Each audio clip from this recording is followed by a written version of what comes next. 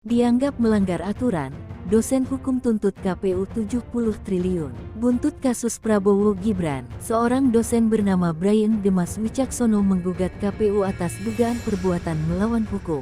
Diketahui Brian merupakan dosen sekaligus wakil dekan Fakultas Hukum di Universitas tanggal 17 Agustus atau UNTAD Banyuwangi. Hal tersebut dikarenakan menerima pendaftaran Capres-Cawapres Prabowo Subianto dan Gibran Rakabuming Raka pada Rabu, tanggal 25 Oktober tahun 2023 lalu. Gugatan Brian itu dilayangkan ke Pengadilan Negeri Jakarta Pusat.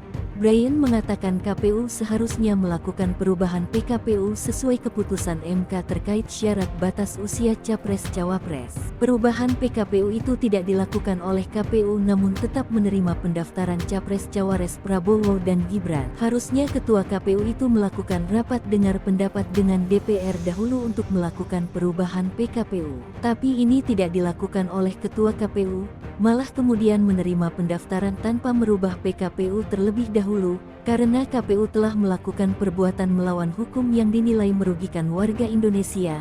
Maka Brian Demas Wicaksono melalui kuasa hukumnya menggugat KPU Pusat. Brian mengatakan jika pihaknya menggugat KPU untuk membayar ganti rugi sebesar 70,5 triliun rupiah.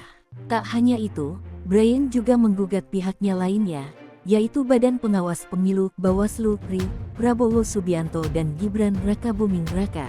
Ia mengungkapkan jika uang ganti rugi itu nantinya akan dikembalikan ke negara.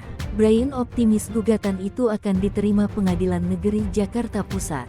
Dia yakin tindakan KPU menerima pendaftaran Capres-Cawapres Prabowo dan Gibran melanggar aturan. Kuasa hukum Demas, Anang Suindro mengatakan perbuatan KPU melanggar pasal 13 ayat 1 huruf Q PKPU nomor 19 tahun 2023 tentang pencalonan peserta pemilihan umum presiden dan wakil presiden. Dia mengatakan Prabowo, Gibran, dan Bawaslu juga menjadi turut tergugat dalam gugatan tersebut.